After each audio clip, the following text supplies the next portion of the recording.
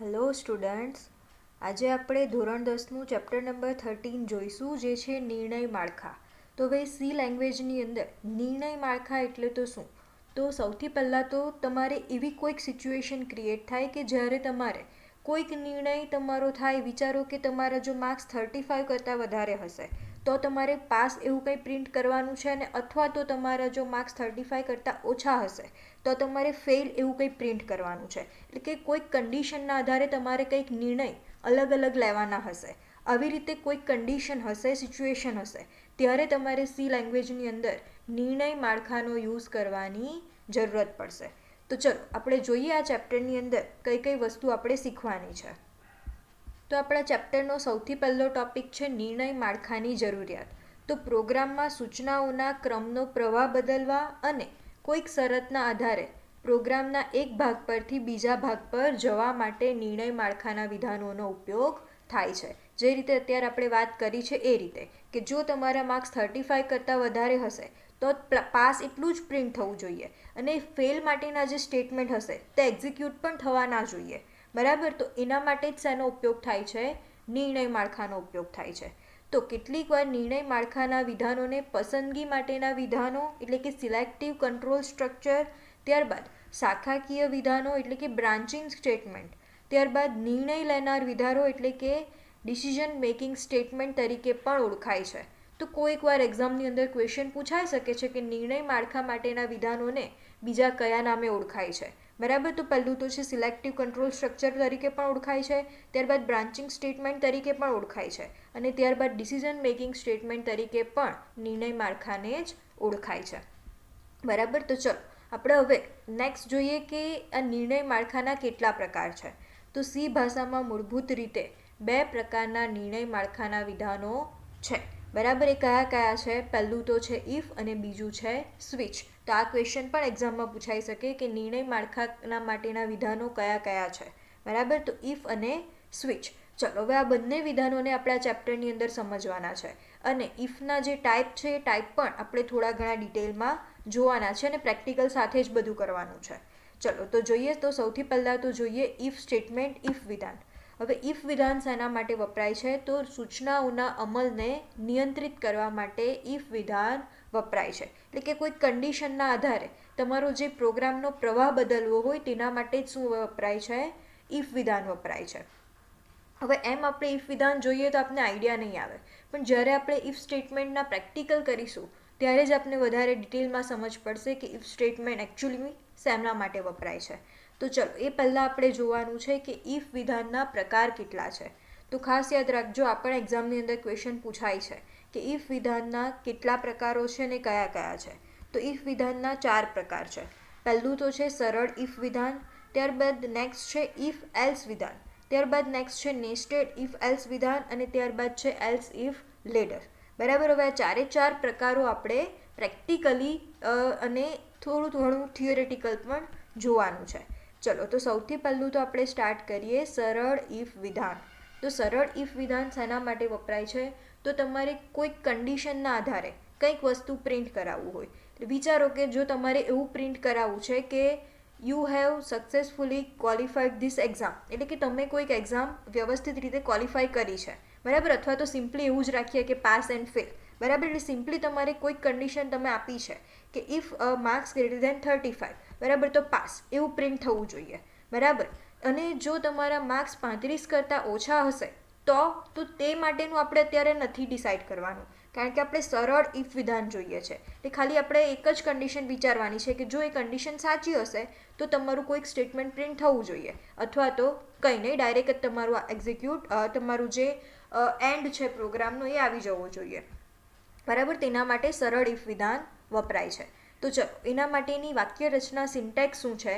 તો એના માટેની સિન્ટેક્સ છે ઇફ, અને ત્યારબાદ પેરેન્થેસિસ એટલે કે બ્રેકેટની અંદર જે તમારે કન્ડિશન મૂકવાની છે એ કન્ડિશન મૂકવાની છે ઇફ પછી બ્રેકેટમાં, અને ત્યારબાદ જો એ કન્ડિશન સાચી પડે અને તમારે કંઈક વસ્તુ આઉટપુટમાં પ્રિન્ટ કરાવવું છે તો એ તમારે લખવું પડશે કર્લી બ્રેકેટની અંદર. સ્ટેટમેન્ટ બ્લોકમાં આપણે જે પણ સ્ટેટમેન્ટ લખવા હોય તે લખી શકીએ છીએ.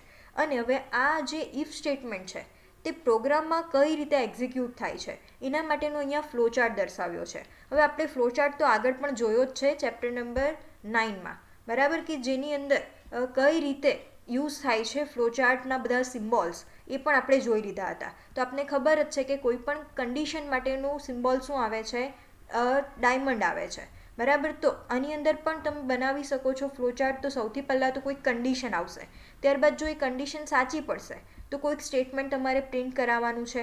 તો અહીંયા પણ એ જ છે કે જો ઇફની કન્ડિશન સાચી પડશે તો આપણે એક સ્ટેટમેન્ટ પ્રિન્ટ કરાવવાનું છે, અથવા તો એલ્સ એટલે કે જો ઇફની કન્ડિશન ખોટી પડશે તો શું થઈ જશે, તમારું એક્ઝિટ થઈ જશે, પ્રોગ્રામ એન્ડ થઈ જશે. એટલે એનો અહીંયા ફ્લોચાર્ટ દર્શાવ્યો છે. ચલો, તો હવે આપણે આ જ વસ્તુ પ્રેક્ટિકલી એક નાનકડા એક્ઝામ્પલથી સમજીએ. તો આપણે સિમ્પલ અત્યારે એક્ઝામ્પલ રાખીએ કે જો તમારા માર્ક્સ 35 કરતાં વધારે આવે તો તમારે શું કરવાનું, ખાલી પાસ એટલું જ પ્રિન્ટ કરાવવાનું છે, બરાબર. તો એના માટે સૌથી પહેલાં તો આપણે એક વેરિયેબલ જોઈશે, એની વેલ્યુ આપણે રન ટાઈમે જ લઈ લઈશું, બરાબર. તો સૌથી પહેલાં તો એક વેરિયેબલ ડિફાઇન કરી દઉં છું માર્ક્સ નામનો. ત્યારબાદ હવે આપણે એની વેલ્યુ લેવાની છે, તો રન ટાઈમે લઈશ એટલે હું લખી દઉં છું scanf. ત્યારબાદ શું કરવાનું છે, તો આપણું ઇન્ટીજર છે એટલે શું આવશે, %d આવશે. ત્યારબાદ કોમા, એમ્પરસન અને માર્ક્સ. ચલો, આ વસ્તુ તો આપણે આગળ જોઈ જ લીધું છે. હવે નેક્સ્ટ આપણે મૂકવાની છે ઇફની કન્ડિશન, બરાબર. તો એના માટે હું લખી દઈશ if into bracket marks greater than 35, એટલે કે જો માર્ક્સ 35 કરતાં વધારે હશે તો સિમ્પલ પાસ એટલું જ આપણે આઉટપુટની અંદર પ્રિન્ટ કરાવવું છે. તો ચલો, એના માટે હવે હું પ્રિન્ટ કરાવી દઈશ print F into bracket double કોટની અંદર પાસ, ત્યારબાદ સેમિકોલન, બરાબર. સિમ્પલી અત્યારે આપણે આટલો જ કોડ લખવો છે. તો ચલો, હવે સૌથી પહેલાં તો ફાઇલને સેવ કરીએ, ત્યારબાદ ટૂલ્સ મેનુમાંથી કમ્પાઇલ કરીએ. ઓકે, કમ્પાઇલેશન સક્સેસફુલી થઈ ગયું છે. તો હવે આપણે રન કરી દઈએ. ચલો, હવે આપણે સૌથી પહેલાં તો શું કરવાનું છે, તો કોઈક વેરિયેબલ માર્ક્સ નામના વેરિયેબલની કોઈક વેલ્યુ એન્ટર કરાવવાની છે. તો હાલમાં તો આપણે એક જ કન્ડિશન લખી છે કે 35 કરતાં વધારે હોય તો પાસ મળવું જોઈએ. તો હાલમાં હું કોઈક 90 માર્ક્સ એન્ટર કરાવી દઉં છું અને જો કે આપને કયો મેસેજ મળે છે. તો ત્યારબાદ તમારે એન્ટર આપવાનું છે. તો ઓકે, તમે જોઈ શકો તમને પાસનો મેસેજ મળે છે. એનો મતલબ કે સિમ્પલ ઇફ સ્ટેટમેન્ટ જે આપણે યુઝ કર્યું છે તેટલું તો પ્રોપરલી વર્ક કરે જ છે, બરાબર. ચલો, હવે આપણા ચેપ્ટરનો જે નેક્સ્ટ ટોપિક છે તે જોઈએ. તો હવે આપણે સિમ્પલ ઇફ સ્ટેટમેન્ટ તો જોઈ લીધું છે અને તેનો ફ્લોચાર્ટ એટલે કે કઈ રીતે પ્રોગ્રામની અંદર ફ્લો એનો થાય છે તે પણ આપણે જોઈ લીધો છે. તો હવે આપણે નેક્સ્ટ સ્ટેટમેન્ટ જોઈએ જે છે ઇફ એલ્સ વિધાન, બરાબર. એટલે કે હવે ઇફ એલ્સમાં જો કન્ડિશન ખોટી હોય તો પણ કોઈક એક્સપ્રેશન પ્રિન્ટ થશે.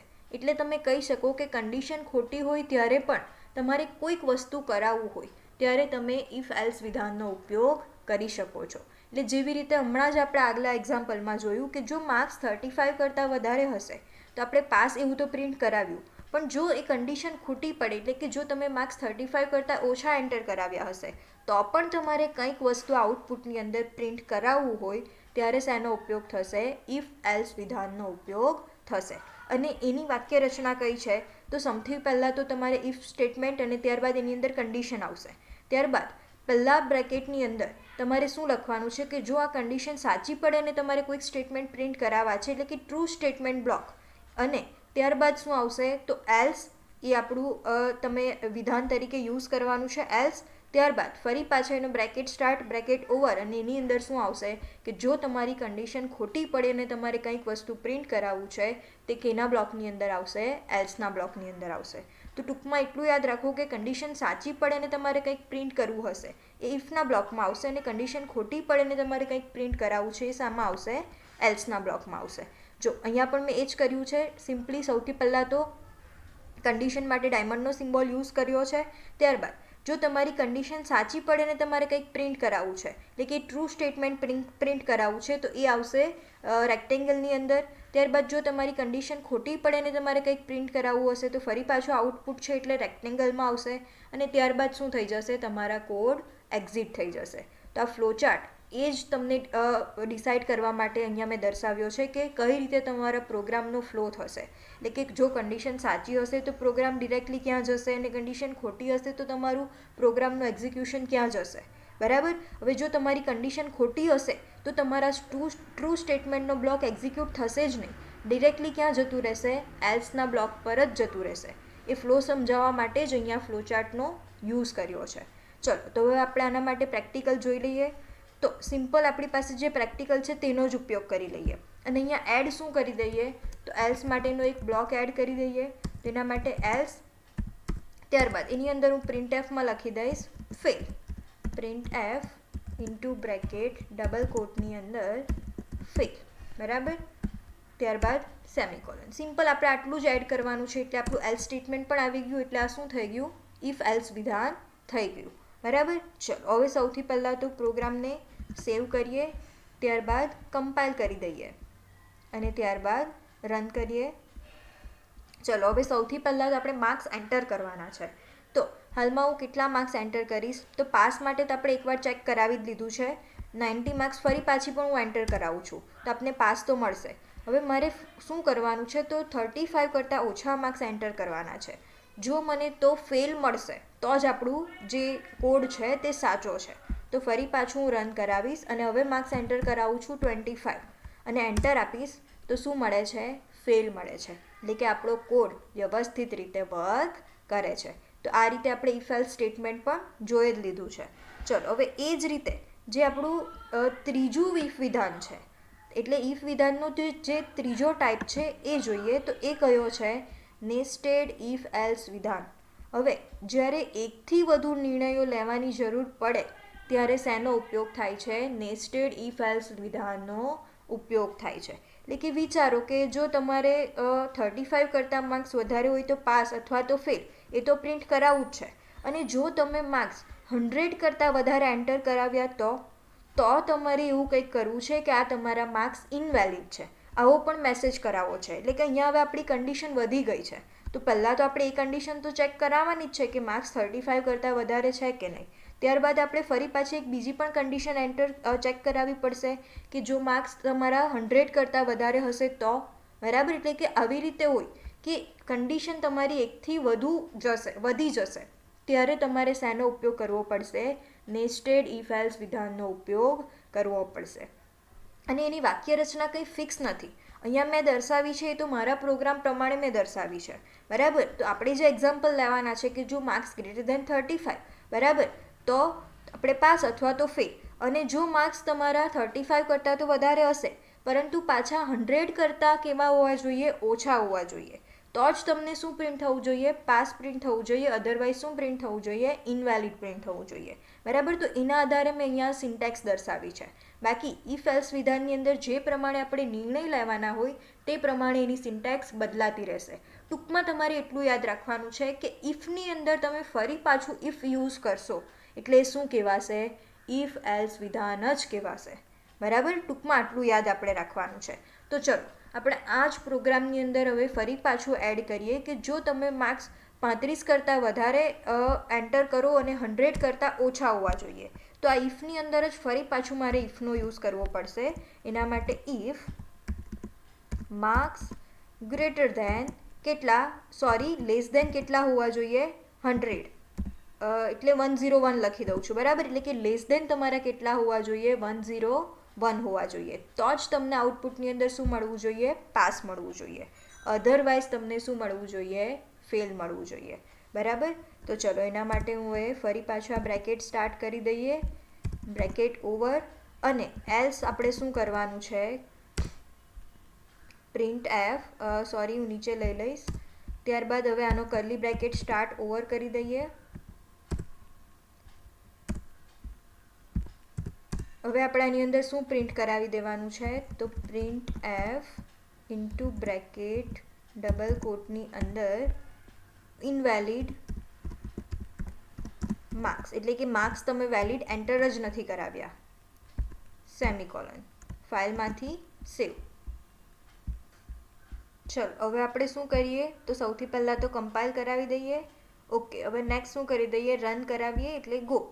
ચલો હવે આપણે માર્ક્સ એન્ટર કરીને સૌથી પહેલાં તો જોઈ લઈએ 103 કે 103 માર્ક્સ આપણા ઇનવેલિડ બતાવે છે કે નહીં. ઓકે, તો જોઈ લો ઇનવેલિડ માર્ક્સ છે આપણા 103. ચલો એ જ રીતે ફરી પાછું આપણે બીજી એકવાર પણ આપણા કોડને ટેસ્ટ કરી લઈએ. તો એના માટે હવે હું એન્ટર કરાવીશ 56, તો 56 માર્ક્સે શું મળવું જોઈએ? પાસ મળવું જોઈએ. ઓકે, એ પણ પાસ મળે છે. હજી એક કન્ડિશન આપણે ચેક કરાવીને જોઈ લઈએ કે હવે જો આપણે 35 કરતાં ઓછા નાખીએ તો શું થાય છે? તો કે આપણને ફેલ મળે છે. એટલે કે આપણો કોડ વ્યવસ્થિત રીતે વર્ક કરે જ છે. એટલે ટૂંકમાં એટલું યાદ રાખવું કે એક ઇફની અંદર બીજું ઇફ આવશે એટલે શું કહેવાશે? નેસ્ટેડ ઇફ એલ્સ કહેવાશે. બરાબર, તો મેં પહેલાં ઇફની અંદર ફરી પાછું બીજું ઇફ યુઝ કર્યું છે અને ત્યારબાદ આપણું જે નેક્સ્ટ એલ્સનું સ્ટેટમેન્ટ છે તે આવશે. હવે આની અંદર તમારી મિસ્ટેક એટલી જ થશે, આ બ્રેકેટની મિસ્ટેક થશે. બરાબર, એટલે તમારે બ્રેકેટ ક્યાં સ્ટાર્ટ કર્યો છે અને ક્યાં પૂરો કરવાનો છે એ મેઇન વસ્તુ તમારે આની અંદર યાદ રાખવાનું છે. તમે જો આ બ્રેકેટને ગમે તેમ પૂરા કરી દેશો ને ગમે ત્યાં સ્ટાર્ટ કરી દેશો તો તમારા કોડની અંદર એરર જઈ શકે છે. બરાબર, એટલે એ જ આપણે મેઇન વસ્તુ આની અંદર યાદ રાખવાનું છે. ચલો, હવે એ જ રીતે જે આપણા ઇફ સ્ટેટમેન્ટનો ચોથો પાર્ટ છે એલ્સ ઇફ લેટર, તે જોઈએ. તો એ સૌથી પહેલાં તો ક્યારે યુઝ થાય છે? તો એકથી વધારે નિર્ણયોનું મૂલ્યાંકન કરવા માટે વધુ ઇફ વિધાનોની જરૂર પડે છે. આ માટે એક અન્ય બંધારણ પણ ઉપલબ્ધ છે. જ્યારે અન્ય ઇફ વિધાનોનો નેસ્ટેડ ઇફના એલ્સ બ્લોકમાં ઉપયોગ કરવામાં આવે છે ત્યારે તે વિધાન એલ્સ ઇફ લેટર તરીકે રજૂ કરવામાં આવે છે. એટલે કે જો આપણી પાસે બહુ જ બધી કન્ડિશન હશે, એટલે કે કન્ડિશન 6-7 જેવી કન્ડિશન હશે, તો તમે એક ઇફ વિધાનની અંદર બીજું ઇફ વિધાન તો યુઝ કરવાના જ છો, એટલે કે નેસ્ટેડ ઇફ વિધાનનો તો યુઝ કરવાના જ છો. પરંતુ આના કરતાં તમને થોડું સિમ્પલી બીજું રહેશે, શું? Else if letter. એટલે કે ઇફ વિધાનનો યુઝ કરો, પછી એના જે એલ્સ સ્ટેટમેન્ટ છે તેમાં ફરી પાછું ઇફ જ લઈ લો. બરાબર, પછી એનું ફરી પાછું જે એલ્સ સ્ટેટમેન્ટ હશે તેમાં ફરી પાછું ઇફ લઈ લો, પછી એક છેલ્લે શું આવશે? આપણું એલ્સ સ્ટેટમેન્ટ આવશે. એટલે તમે આની અંદર વધારે કન્ફ્યુઝ નહીં થાવ. જે આપણે નેસ્ટેડ ઇફનો યુઝ કર્યો છે તેની અંદર તમે વધારે કન્ફ્યુઝ થશો, પરંતુ એના બદલે જો તમે એલ્સ ઇફ લેટરનો યુઝ કરશો તો તમારું કન્ફ્યુઝન થોડું ઓછું થઈ જશે. જો એની વાક્ય રચના શું છે? તો સૌથી પહેલાં ઇફ એની અંદર કોઈક કન્ડિશન આવશે અને જો એ કન્ડિશન સાચી પડે તો એક તમારે સ્ટેટમેન્ટ પ્રિન્ટ કરાવવા માટે સ્ટેટમેન્ટ બ્લોક આવશે. પછી જો એ કન્ડિશન ખોટી પડશે તો તમારી ડાયરેક્ટલી બીજી કન્ડિશન ચેક થઈ જશે, કારણ કે આપણે એલ્સ ઇફ લેટરનો યુઝ કરીએ છીએ. એટલે કે એલ્સ પછી ફરી પાછું ઇફ લખવાનું છે અને ફરી પાછીની અંદર કોઈક કન્ડિશન હશે. હવે એ કન્ડિશન પણ ખોટી પડશે તો ફરી પાછા તમારું ક્યાં એક્ઝિક્યુશન જશે? એના પછીના એલ્સ ઇફ પર એક્ઝિક્યુશન જશે. પછી જો એ કન્ડિશન સાચી હશે તો આઉટપુટની અંદર પ્રિન્ટ થશે, અને જો તમારી બધી જ કન્ડિશન ખોટી પડશે તો છેલ્લે તમારું કયું સ્ટેટમેન્ટ પ્રિન્ટ થશે? એલ્સની અંદર જે સ્ટેટમેન્ટ હશે તે પ્રિન્ટ થશે. બરાબર, આ વસ્તુ તમે ફ્લોચાર્ટથી પણ સમજી શકો છો. તો જો આની અંદર શું કર્યું છે? તો સૌથી પહેલાં તો એક કન્ડિશન ચેક કરાવી છે. હવે જો એ કન્ડિશન ટ્રુ થઈ જાય તો ડિરેક્ટલી તમારું કોડ એટલે કે એક્ઝિટ થઈ જશે, અને જો તમારી કન્ડિશન ખોટી પડે તો તરત જ બીજી કન્ડિશન ચેક કરવા જશે, ને જો એ બીજી કન્ડિશન સાચી પડી ગઈ તો તમારો બ્લોક એટલે કે કોડ એક્ઝિટ થઈ જશે, અને ફરી પાછું એ જ રીતે તમારી જેટલી પણ કન્ડિશન હશે તે 1 by 1 ચેક કરશે, અને જો કન્ડિશન સાચી પડે તો તરત જ તમારા કોડનું એક્ઝિટ થઈ જશે. અને છેલ્લે સુધી જો એક પણ કન્ડિશન તમારી સાચી નહીં પડે તો છેલ્લે જે ડિફોલ્ટ સ્ટેટમેન્ટ આપણે એલ્સ વિધાનમાં યુઝ કર્યું હશે તે આઉટપુટની અંદર પ્રિન્ટ થશે. બરાબર, એટલે કે નેસ્ટેડ ઇફ કરતાં આપણે આ એલ્સ ઇફ લેટર એ થોડું ઇઝી રહેશે. બરાબર, તો ચલો આની મદદથી આપણે એક એવો પ્રેક્ટિકલ કરીએ કે જેની અંદર ઘણી બધી કન્ડિશન આવે. બરાબર, તો એ પ્રેક્ટિકલની અંદર આપણે એવું કંઈક કરીએ કે જો તમારા માર્ક્સ 70થી 100ની વચ્ચે હોય તો શું આઉટપુટની અંદર પ્રિન્ટ કરાવવાનું છે? આપણે ફર્સ્ટ ક્લાસ વિથ ડિસ્ટિંક્શન, અથવા તો ખાલી આપણે ડિસ્ટિંક્શન એવું પ્રિન્ટ કરાવશું. પછી જો 60થી 69 વચ્ચે હશે તો ફર્સ્ટ ક્લાસ, ત્યારબાદ 50 to 59ની વચ્ચે હશે તો આપણે શું પ્રિન્ટ કરાવવાનું છે? સેકન્ડ ક્લાસ, અને 40 to 49ની વચ્ચે હશે તો પાસ ક્લાસ પ્રિન્ટ કરાવવાનું છે.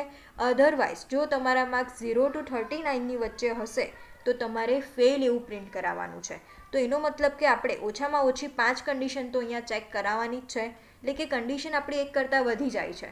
હવે આપણે એના માટે શેનો ઉપયોગ કરીશું? એલ્સ ઇફ લેટરનો યુઝ કરીશું.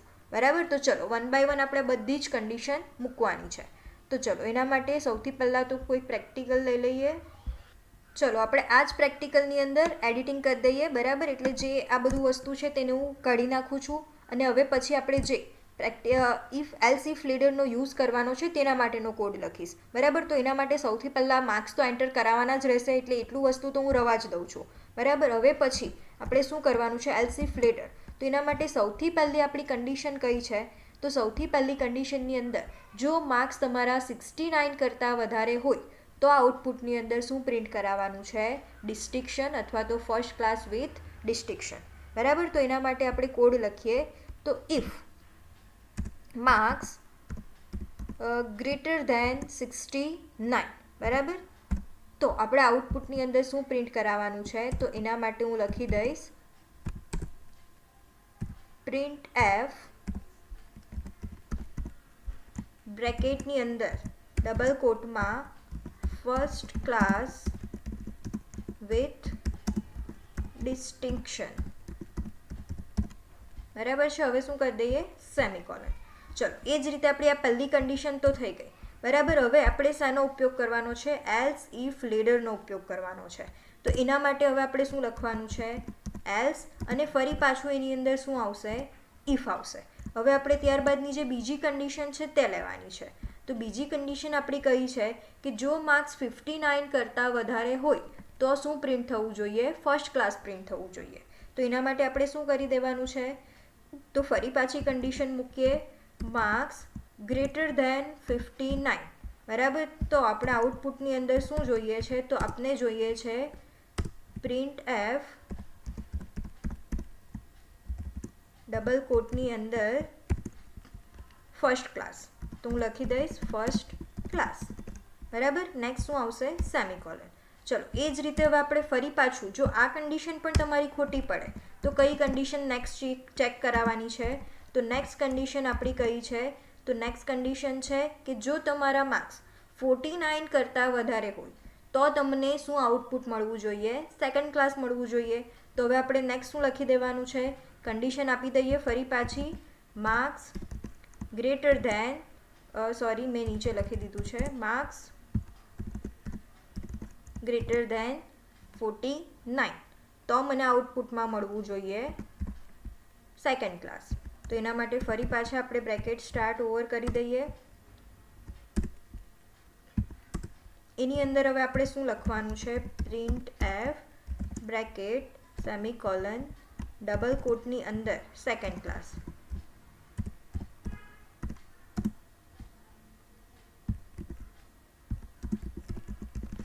ચલો, હવે નેક્સ્ટ આપણી કન્ડિશન કઈ છે કે જો તમારા માર્ક્સ 39 કરતાં વધારે હશે તો આપને આઉટપુટની અંદર શું મળવું જોઈએ? તો આપને આઉટપુટની અંદર મળવું જોઈએ પાસ ક્લાસ. તો આપણી જે છેલ્લી કન્ડિશન બાકી છે તે પણ આપણે કમ્પ્લીટ કરી દઈએ. એના માટે પણ હું લખી દઈશ else if bracket marks greater than 39, બરાબર, તો આપને આઉટપુટની અંદર મળવું જોઈએ પાસ ક્લાસ. તો એના માટે આપણે શું લખવાનું રહેશે? Print F into bracket semicolon double કોટની અંદર પાસ ક્લાસ. ચલો, કમ્પ્લીટ થઈ ગયું. હવે જો તમારા માર્ક્સ 39 કરતાં પણ વધારે નથી તો શું મળવું જોઈએ? તો આપને આઉટપુટની અંદર મળવું જોઈએ ફેલ. બરાબર. એટલે કે જો તમારા માર્ક્સ 0 to 39ની વચ્ચે હશે તો આઉટપુટની અંદર ફેલ મળવું જોઈએ. તો એના માટે હવે આપણે શું લખવું પડશે? તો હવે નેક્સ્ટ આપણે ઓનલી એલ્સ જ લખવાનું છે, કારણ કે હવે કોઈ કન્ડિશન આપણે ચેક નથી કરાવવાની. જો આ બધી જ કન્ડિશન ખોટી પડી જાય અને છેલ્લે આપણે શું કરવાનું છે? તો આપણે સિમ્પલી એટલું જ વસ્તુ પ્રિન્ટ કરાવી દેવાનું છે કે પ્રિન્ટ એફ ફેલ. બરાબર. તો એના માટે હું લખી દઈશ print F fail semicolon. Okay, ચલો, હવે આપણો આખો કોડ કમ્પ્લીટ થઈ ગયો છે. જો માર્ક્સ 69 કરતાં વધારે હશે તો ફર્સ્ટ ક્લાસ વિથ ડિસ્ટિંક્શન, પછી જો 59 કરતાં વધારે હશે તો ફર્સ્ટ ક્લાસ, પછી 49 કરતાં વધારે હશે તો સેકન્ડ ક્લાસ, અને 39 કરતાં વધારે હશે તો પાસ ક્લાસ. અધરવાઇઝ તમને આઉટપુટની અંદર શું મળવું જોઈએ? ફેલ મળવું જોઈએ. બરાબર. ચલો, હવે સૌથી પહેલાં તો કોડને સેવ કરીએ. હવે ટૂલ્સ મેનુમાંથી શું કરીએ? કમ્પાઇલ કરીએ. ઓકે, કમ્પાઇલેશન સક્સેસફુલી થઈ ગયું છે. હવે આપણે માર્ક્સ એન્ટર કરાવીએ. બરાબર. તો આપણે હવે પહેલાં તો 45 માર્ક્સ એન્ટર કરાવીશ તો મને આઉટપુટની અંદર શું મળવું જોઈએ? તો 45 માર્ક્સ એટલે કે 39 અને 49ની વચ્ચે છે તો મને આઉટપુટની અંદર મળવું જોઈએ પાસ ક્લાસ. બરાબર. તો ચલો એન્ટર આપું. ઓકે, મને પાસ ક્લાસ મળે છે. ચલો, એ જ રીતે આપણા કોડને હજી ટેસ્ટ કરીએ. તો હવે હું માર્ક્સ એન્ટર કરાવીશ 57 તો આપને આઉટપુટની અંદર શું મળવું જોઈએ? તો આપને આઉટપુટની અંદર મળવું જોઈએ સેકન્ડ ક્લાસ. તો ચલો એન્ટર. ઓકે, આપણો કોડ રાઈટ છે, સેકન્ડ ક્લાસ મળે છે. ચલો હજી પણ આપણા કોડને આપણે શું કરાવીએ, ટેસ્ટ કરીએ. તો એના માટે હવે હું માર્ક્સ એન્ટર કરીશ 68. તો આપને આઉટપુટની અંદર શું મળવું જોઈએ, તો 68 એટલે ફર્સ્ટ ક્લાસ મળવું જોઈએ. ઓકે, એ પણ ચેક કરી લઈએ. ઓકે, ફર્સ્ટ ક્લાસ પણ મળે છે. હજી એકવાર ટેસ્ટ કરીએ. હવે નેક્સ્ટ ટેસ્ટ કરીએ, આપણે માર્ક્સ 69 કરતાં વધારે એન્ટર કરાવીએ. બરાબર, હવે હું માર્ક્સ એન્ટર કરાવું છું 77. તો મને શું મળવું જોઈએ, first class with distinction. Okay, આપને એ પણ મળે છે. હજી એકવાર ટેસ્ટ કરી લઈએ કે જો 39 કરતાં આપણે માર્ક્સ ઓછા નાખીશું તો ફેલ મળવું જોઈએ, એ મળે છે કે નહીં. તો એના માટે હવે હું 26 માર્ક્સ એન્ટર કરાવું છું અને જોઉં છું તો આપને આઉટપુટની અંદર શું મળે છે, ફેલ મળે છે. એટલે કે આપણો કોડ આખો જે આપણે લખ્યો છે તે પ્રોપરલી વર્ક કરે છે. બરાબર, એટલે આ રીતે જો તમારી એક કરતાં વધારે કન્ડિશન હશે તો તમારે શેનો યુઝ કરવાનો છે, એલ્સ ઇફ લેડરનો યુઝ કરવાનો છે. તો એ તમને થોડું નેસ્ટેડ ઇફ કરતાં ઇઝી રહેશે. બરાબર છે. ચલો, તો અહીંયા આપણા ઇફ વિધાન કમ્પ્લીટ થાય છે. હવે આપણે નેક્સ્ટ વિડીયોની અંદર સ્વિચ વિધાન જોઈશું. ત્યાં સુધી ગુડ બાય.